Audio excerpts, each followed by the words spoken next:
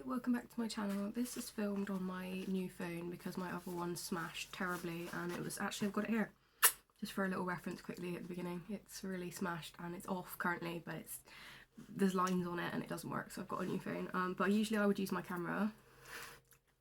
My laptop doesn't work, so it's all being fixed, it's okay. So anyway, I just got back from swimming, hence my wet top. And excuse my hair, I currently have some toast sorting my blood sugar back out, and I just thought it inspired me to do this thing about aggression in people and sexual connotations by creepy men. Like, don't get me wrong, I know we've all been in lockdown, we all respond differently to trauma and stress, and I feel like it's going to be therapeutic for me to just have a little talk about rant, I could say, but I don't think it's not really too aggressive. I feel like whenever I talk about stuff it makes me feel better.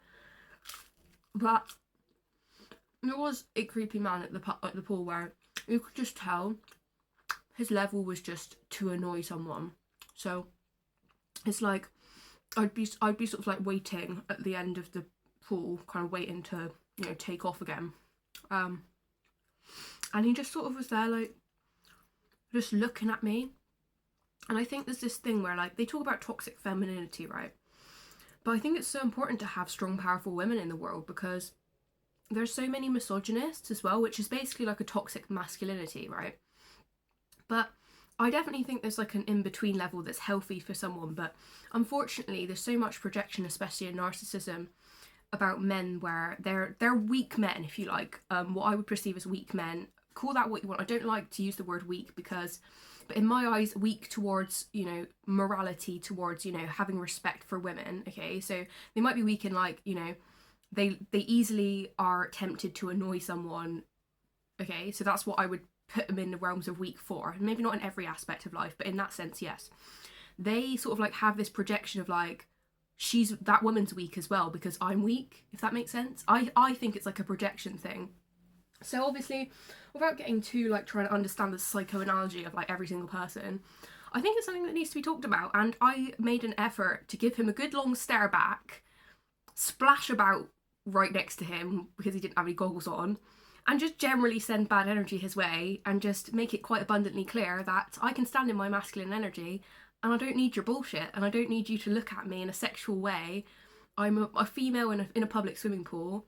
I'm allowed to go into a public swimming pool in my bikini and feel comfortable enough to do lengths in a pool. There's children in the back of the pool, bearing in mind, because it has come to my attention there are some extremely creepy people around.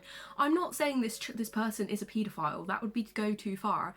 But, if he's giving me creepy looks, what's to say that he doesn't, I can't make that assumption because that would be unjust. And I'm not saying that every single man that looks at a woman is a creep, but you could just tell the vibe of this man, right?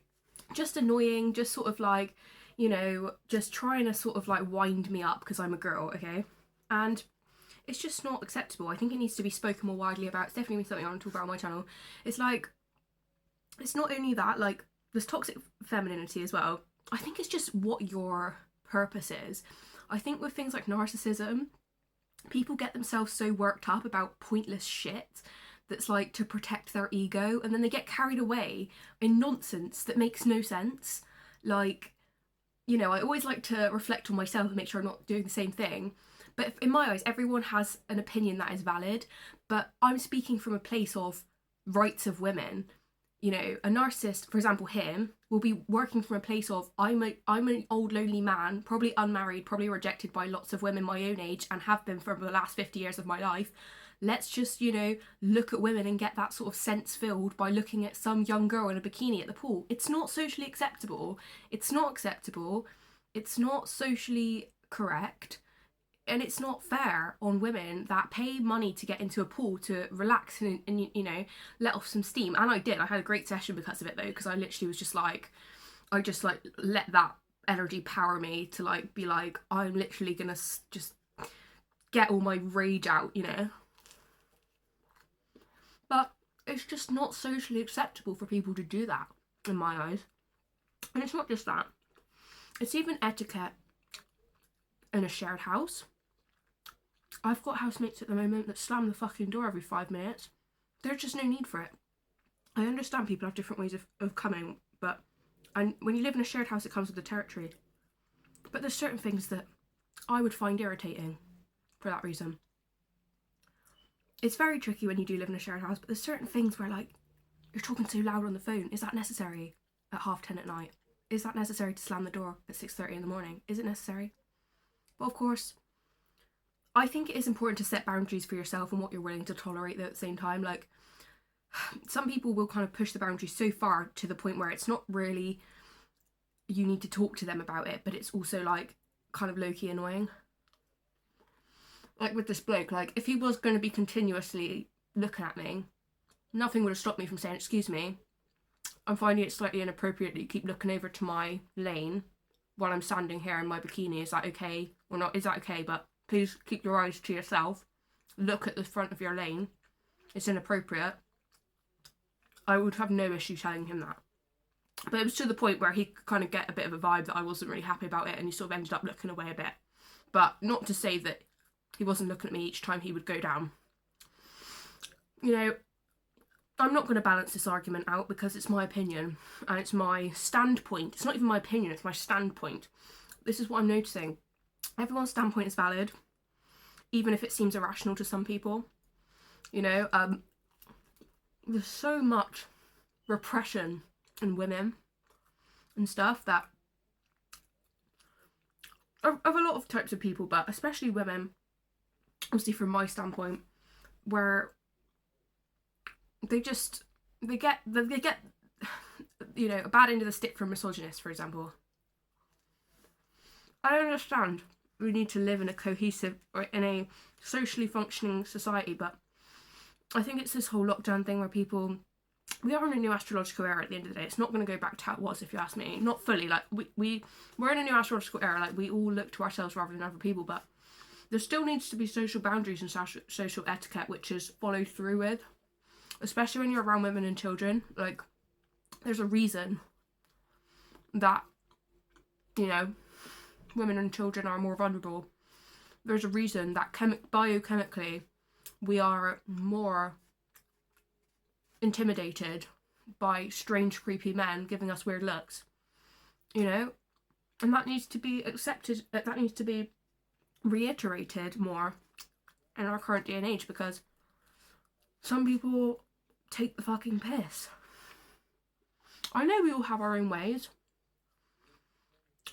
of inflicting pain, but at the end of the day, it's not acceptable for people to... It's not acceptable for... I'm going to leave the pool thing now. I think that was what it was. But it's not only that. I think some people, if you ask me, are beyond trying to counsel or reason with, if you like. People of the narcissistic persuasion, if you ask me. Unfortunately, narcissists don't always understand that they're narcissists, so there we go. But people of the narcissistic persuasion that will not, by default, take accountability for themselves. It's pointless to argue or try and reason with them about their unreasonable behaviour, even though it clearly is unreasonable to anyone with a brain cell in their head. Obviously, narcissists have this sort of filter for that, and they physically can't understand because of their poor ego, you know, protection or whatever. So when it comes to dealing with a narcissist, you just got to set yourself some really firm boundaries. And if those boundaries reasonably, and this is why it's important to have standards, because standards are what allows everyone to be heard, if you know what I mean. So it would obviously, on this channel, allow me to be heard if he was being creepy to me. It would manifest in me then talking to him if that was appropriate at the time. But because of social standards, I didn't go out my way and overreact by then going off on him at the swimming pool. I wouldn't have done that verbally, but I did give him a good stare. Just as in this house, if someone is screaming and shouting at 10:30 at night, just as I've done in the past, it's just about keeping tabs on how often that is happening and making the necessary arrangements for that to not happen.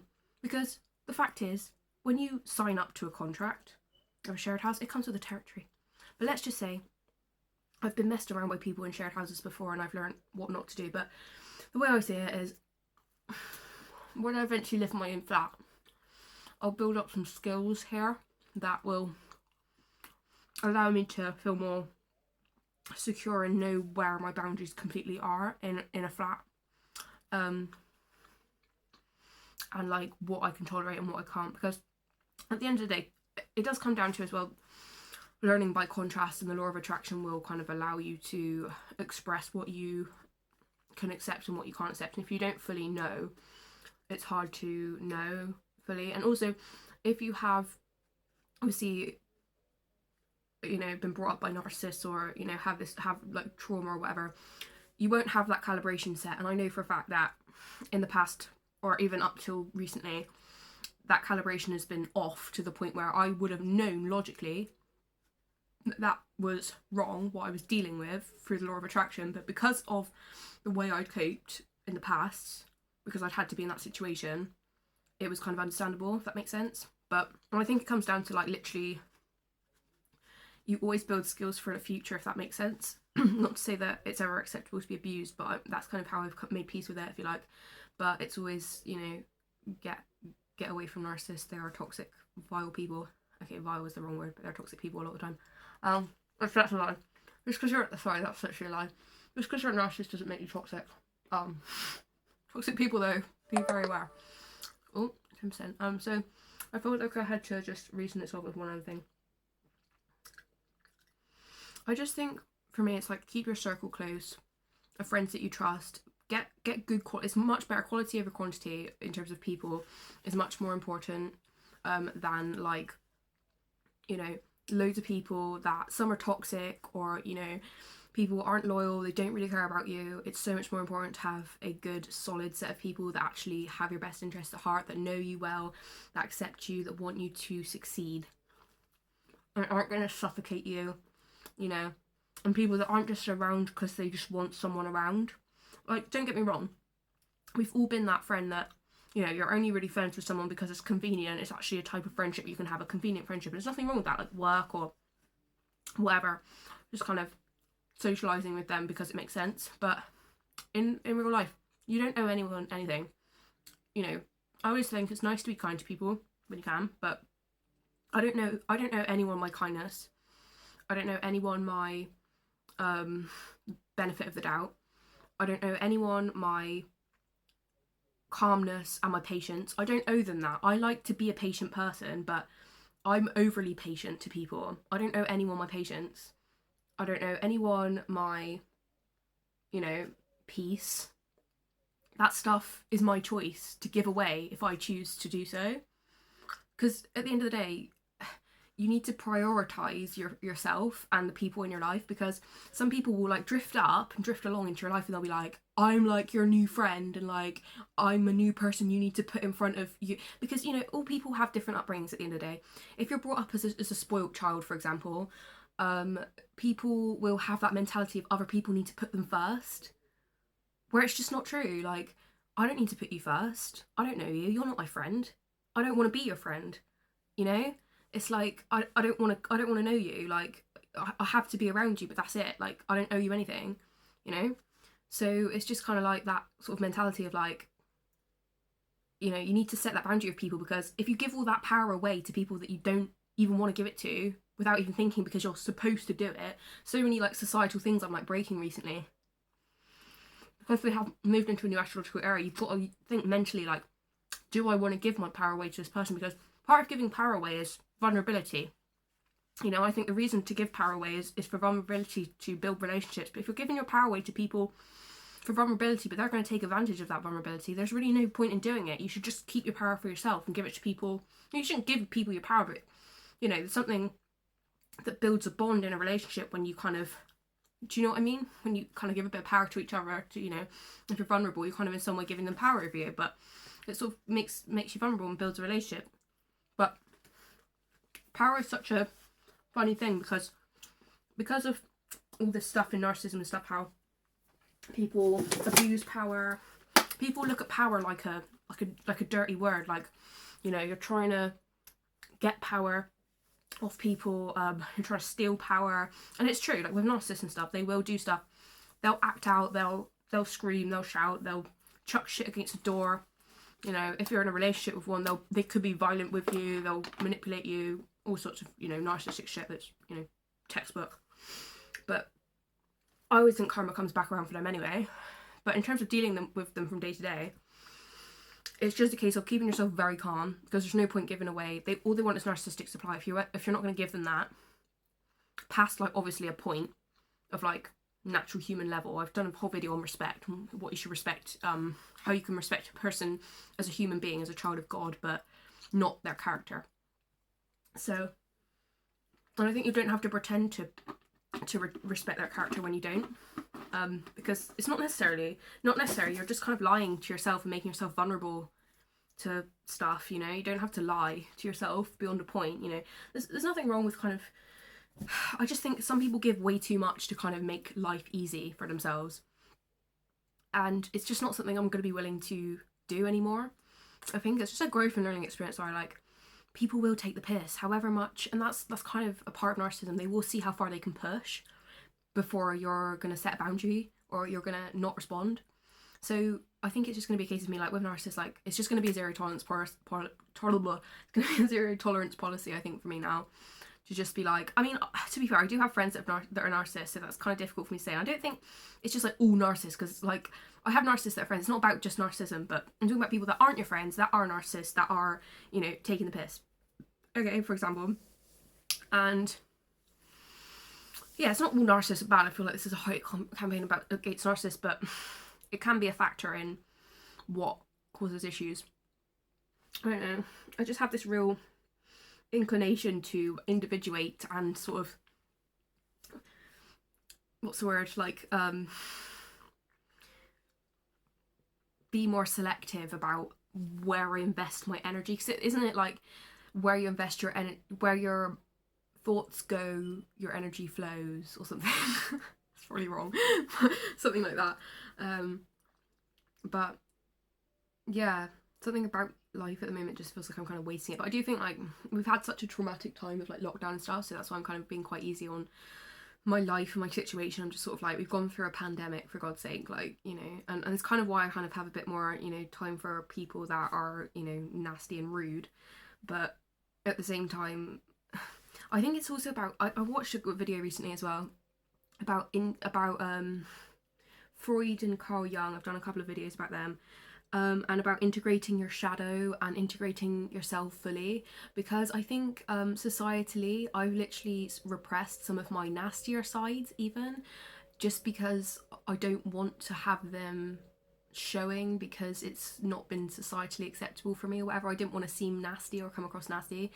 But I think you've got to sort of integrate those sides of yourself as well, just to sort of like get people to like back off sometimes. Like, I think it's important for me, but it's like, you know, we have this ego image in our head a lot of the time, like, I'm so nice, and we want to think good things about ourselves, obviously, but I think I've just, you know, tried to integrate the good parts with good intentions, but some of the bad parts are imperative to integrate, because, you know, you do have to look after yourself in this world. There are people that are nasty and are, you know, not got your good interests for you. And it's just, I think I've done videos and stuff in the past about group mentality, how you have something in common sometimes. Someone else can, you know, there's all sorts of reasons for people being nasty and mean, and I think that's just a massive dimension, and I don't think that we ever go through anything for no reason. And I don't hate what I'm going through at the moment. I feel like I'm in a good time in my life where I'm sort of like doing stuff on my own, just gone swimming, you know, living obviously in a place that's nice. I see my friends. I'm kind of trying to navigate life, and I've definitely gone through experiences recently where I'm sort of met groups of people that, you know, they say like when you fly, there's that Greek mythology about Icarus who flies too close to the sun and gets burned. I definitely think I've come across people where I'm like, okay, I don't want to deal with you, and then I've come across people where I'm like, I don't want to deal with you, and it's kind of like a process of contrast again. And also I've just come across people where I'm just like, what the fuck are you doing, kind of thing. It's like, get your shit together, aside from a moment. But obviously we all have our own standpoints, and there's not a lot that can be done to that. Obviously you can't control everyone, you can only control yourself and control how you handle other situations. But from experience, getting wound up by other people that are trying to wind you up gets you nowhere, and to be calm is honestly the best way. um I might have to Google a bit more, because yeah, it is the truth. Because there's literally, I remember seeing a video that came up on my newsfeed. I don't know if I watched it because I know this through personal experience, long personal experience that I can remember doing, which is that if you fight with a narcissist, you're gonna lose, basically, because they want you to get pissy, because they want you to sink to their level. The best thing is to be able to try and ignore them and scoot on with your own life. Recognize their behaviour and say, okay, alright, okay, you're making sense in a parallel universe. I'll move on. You know what I mean? Because we are all children of God. That might sound cynical to some people who don't understand narcissism. But, as I said, this isn't a hate campaign against narcissists, because I've got friends that are narcissists, and they're still my friends. They're kind to me, they care about me, you know, they want my best interests. I've got my best interests at heart, and that's the most important thing to me. There we go. But it's just worth keeping your eyes out, assessing your situation. And one thing I've also noticed is that there is a reason for a lot of things that go on, in terms of if you are, you know, not surrounded by toxic people. Well, you could be surrounded by toxic people. Oh god, can you imagine that? That'd be awful. But I mean, I feel like I've had that situation before. You could be surrounded by toxic people and you could feel really crappy, and the reason for that would be that you're being surrounded by toxic people, you know. There's a quote: don't diagnose someone as being depressed when they are surrounded by toxic people, or something. I'm not saying you can't be depressed while being surrounded by toxic people. I'm just saying, like, sometimes you can find the root cause for a problem you've got. For example, if you're feeling extra irritable, that can be a symptom of being around narcissists. What else was a symptom of irritability that I was thinking about recently?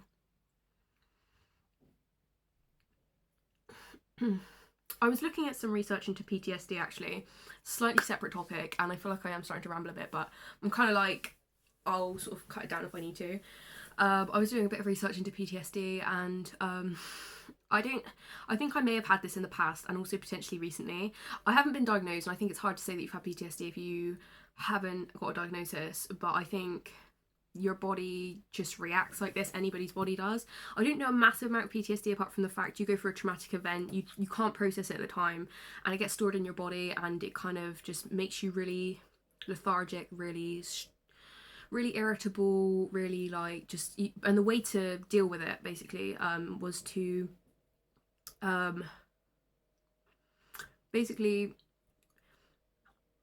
So there's two techniques that they spoke about, which is DBT and CBT, which I'm not going to go into massively, but CBT is like a thing about thoughts, behaviour and emotion, and connecting the three, so kind of trying to make sense of what's happened and realise that you're not in that space anymore, so therefore you don't have to, you can like then safely, hopefully, process the event without fearing that it's going to happen again. Because often there's a lot of fear created in PTSD, where you're kind of like, I'm going to experience it again if I ever think about it, so it kind of breaks down that fear element. And then DBT is more about being in the moment and like not getting overwhelmed by symptoms of PTSD, such as like depression, anxiety, like things like that you can experience after, like lethargy and stuff like that, which I think might have been something I've experienced.